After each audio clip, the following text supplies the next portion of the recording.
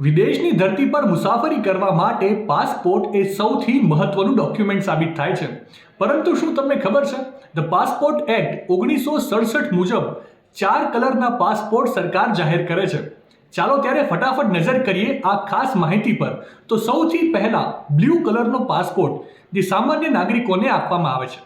સામાન્ય નાગરિકો અને ઉચ્ચ હોદ્દા ધરાવતા અધિકારીઓ વચ્ચે આ પાસપોર્ટ એક તફાવત કરી આપે છે. અને ત્યારબાદ વ્હાઇટ કલરનો પાસપોર્ટ સરકારી કામકાજ માટે વિદેશની મુસાફરી કરતા તથા વિદેશમાં સેવા આપતા અધિકારીઓને આ વ્હાઇટ કલરનો પાસપોર્ટ આપવામાં આવે છે. વાત કરીએ રેડ પાસપોર્ટની, તો આ પાસપોર્ટ ભારતીય ડિપ્લોમેટ્સ, સંસદ સભ્યો, કેન્દ્રીય મંત્રી પરિષદના સભ્યો, આઈએએસ, આઈપીએસ જેવા ઉચ્ચ સરકારી અધિકારીઓને આપવામાં આવે છે. ઓરેન્જ પાસપોર્ટ એવા નાગરિકોને આપવામાં આવે છે જેમણે ધોરણ 10 થી આગળ અભ્યાસ કર્યો નથી.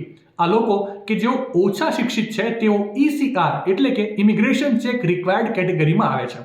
તો આ હતી માહિતી પાસપોર્ટના અલગ અલગ રંગ વિશેની. માહિતી સારી લાગી હોય તો રીલને વધારે શેર કરજો અને આવી જ અવનવી માહિતી માટે સંદેશ ડિજિટલ સાથે જોડાયેલા રહેજો.